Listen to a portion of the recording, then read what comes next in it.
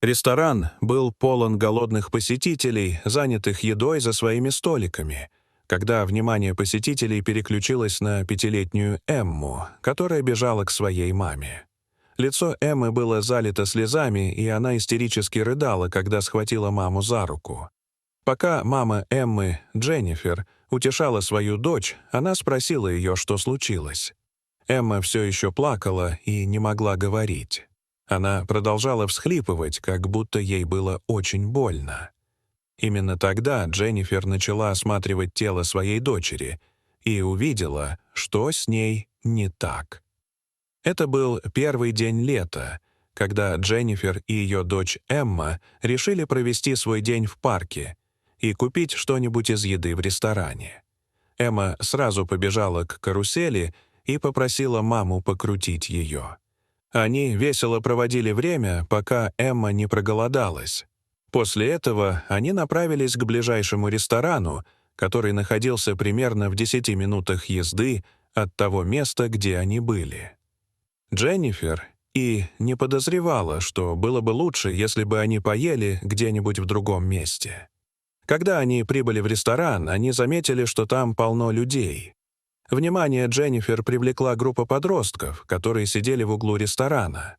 Группа слушала музыку, потягивая газировку. Двое подростков внезапно перевели взгляд на Дженнифер и ее дочь и захихикали. О чем только могли подумать эти двое.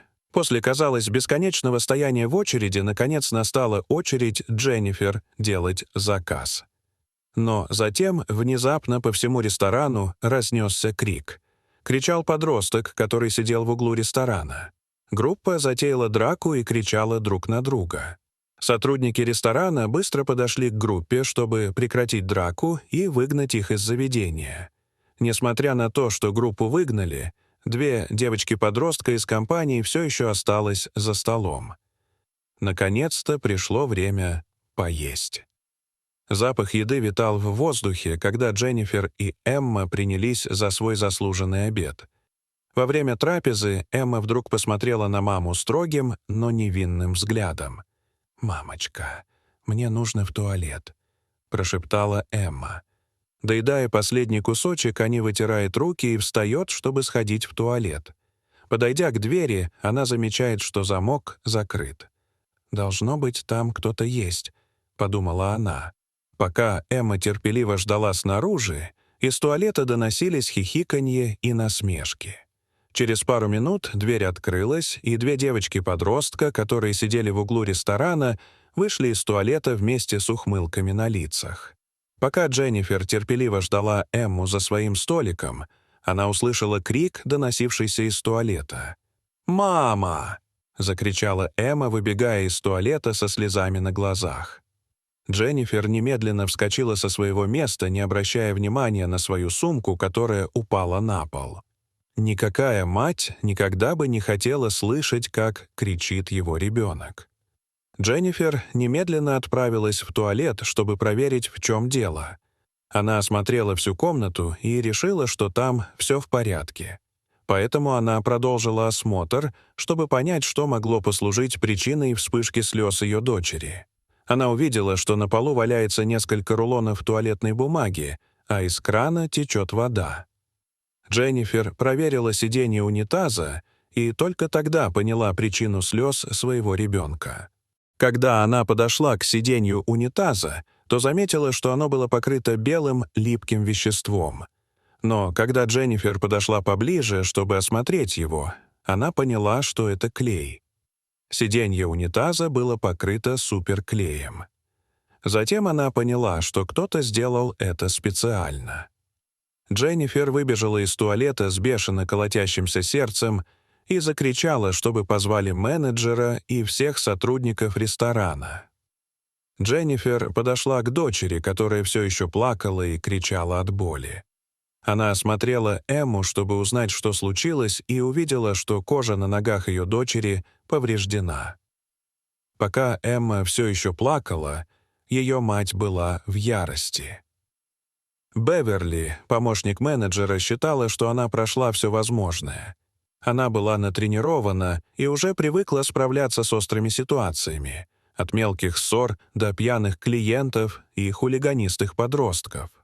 Она знала, что нужно делать, чтобы решать проблемы, но за 15 лет работы в этой отрасли она впервые увидела и испытала на себе нечто подобное. В тот момент, когда Дженнифер обратилась за помощью, Беверли и ее коллеги собрались вокруг Эммы и оказали ей медицинскую помощь. Персонал помог промыть рану и перевязать ее, пока Эмма не переставала плакать.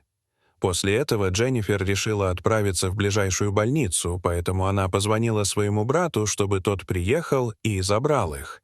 Но этого для Дженнифер было недостаточно. Она знала, что ей нужно было сделать что-то еще. Дженнифер обратилась с этим вопросом в свои социальные сети и поделилась тем, что произошло, надеясь, что это поможет привлечь шутников к ответственности. В своем посте Дженнифер написала 2 молодым девушкам, которые подумали, что было бы забавно заклеить суперклеем туалет для переодевания инвалидов и младенцев. «Я просто хочу, чтобы вы знали, что мне все еще приходится утешать свою 5-летнюю дочь, которой не повезло воспользоваться туалетом после вашей неприятной выходки». Дженнифер надеется, что 2 девочки-подростка, которые подшутили над ее дочерью, будут найдены и наказаны. Эмма — всего лишь невинная маленькая девочка и не заслуживает всего этого. После некоторых расследований 2 девочки-подростка были, наконец, найдены и опрошены сотрудниками полиции. Обе девочки немедленно признались в содеянном и искренне извинились перед Дженнифер и Эммой. Обе девочки сказали, что сожалеют о том, что сделали, и что это была неудачная шутка. Но было ли извинений достаточно для Дженнифер и ее дочери Эммы? Представьте себе Эмму, 5-летнюю девочку, которой придется прожить всю жизнь с этим ужасным воспоминанием, запечатлевшимся в ее памяти. Услышав, что полиция приняла соответствующие меры в отношении 2 девочек-подростков, Дженнифер почувствовала облегчение. С момента инцидента прошло несколько недель, но события того дня все еще свежи в ее памяти. Она наблюдает, как ее дочь мирно играет со своими куклами в попытке забыть этот инцидент. Эта история лишь доказывает, что розыгрыши могут быть забавным способом разыграть ваших друзей, но могут привести к плохому сценарию. Поэтому нужно дважды подумать о последствиях, прежде чем что-то делать. Дорогие зрители, а как бы вы поступили на месте Дженнифер? Расскажите, пожалуйста, в комментариях. А если вам понравилось это видео, то ставьте лайк и подписывайтесь на наш канал. До свидания.